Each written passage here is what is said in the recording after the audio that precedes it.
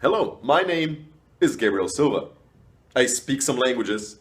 Today, I will talk about learning languages using music. A lot of people, I've been recently hearing a lot of people say this. Oh yeah, like I just love using music to learn a new language, to learn vocabulary, and so on and so forth. So I'm gonna share a few thoughts. I think that doing so, learning vocabulary and learning a language using music is fun. It's great. However, I'm also gonna share a bit of a warning and my thoughts about how to do it effectively. First of all, what are some advantages? The more repetition you get, the more likely you are to learn certain things. So if you get a ton of exposure to certain content, chances are with the repetition you will absorb it faster. When you really like, or you love a certain song or a certain type of music, you can bombard yourself with it. You can hear it a million times if you want to, and it's not that hard, right? At least for me personally, when I really fall in love with a specific song, I can really listen to it all day. So you can get exposure to the language. You can get a ton of repetition, right? So you're going to be learning a lot of new vocab that way. So I think that that's one big advantage. Okay, if you do this often, if you look for songs that you're trying to listen to and learn the language with the music. Now, I think that it is essential for you to try to sing along, because if you're singing along, if you're trying to say the words, right, and if you're trying to sing, what's going to happen is that you're really going to be practicing pronunciation as well. And of course, your singing skills. And it really doesn't matter if you're not a great singer.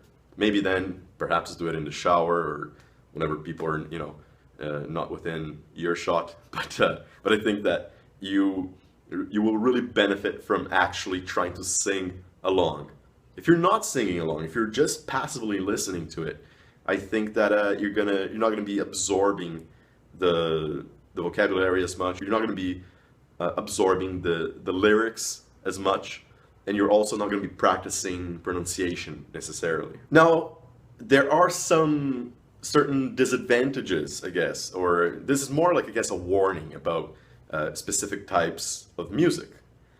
Your choice of music will be very important. Okay, if you're planning on using music to learn a language or to improve your vocabulary or whatever.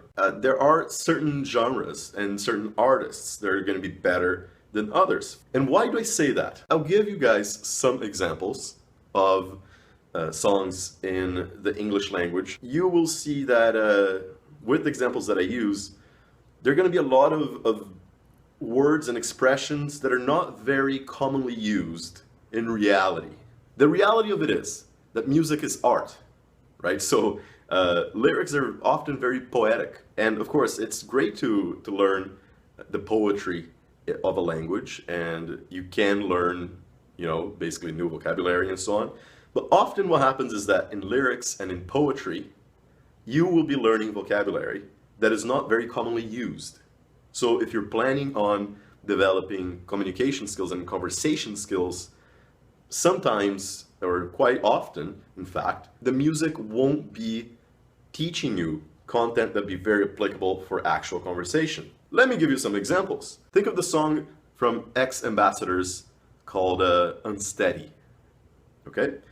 In that song, in the lyrics, they say, "I'm a little unsteady." I've never heard that in conversation. Okay, so it's nice for you to know that word if you're learning the English language. However, it's not very commonly used. Okay, I'm a little unsteady. Nobody says this like in their daily lives. They can say, I'm not feeling that well or whatever. It's not a very practical thing to learn. And again, there's nothing wrong with this word. I like the lyrics of the song. I'm not criticizing the song whatsoever, or the artist, of course.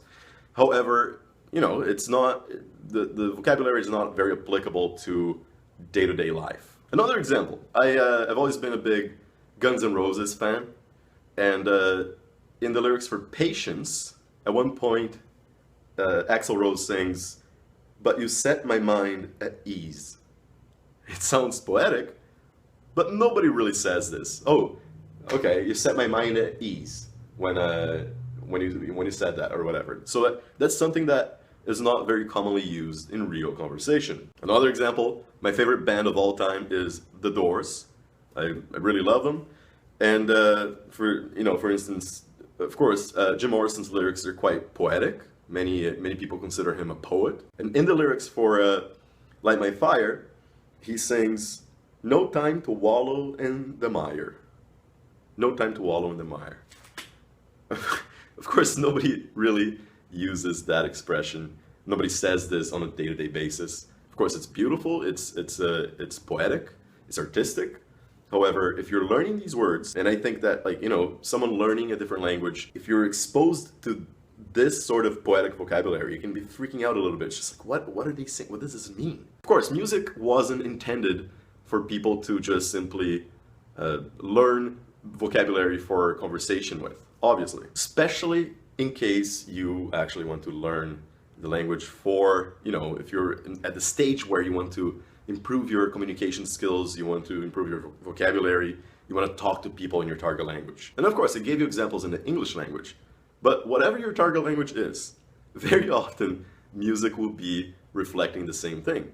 It will be quite poetic, it will be beautiful. However, often you won't be providing you with vocabulary that will be that useful. One thing you can do is that you can ask a friend, a native speaking friend, to go through the lyrics of to check out the lyrics of a specific song that you really like.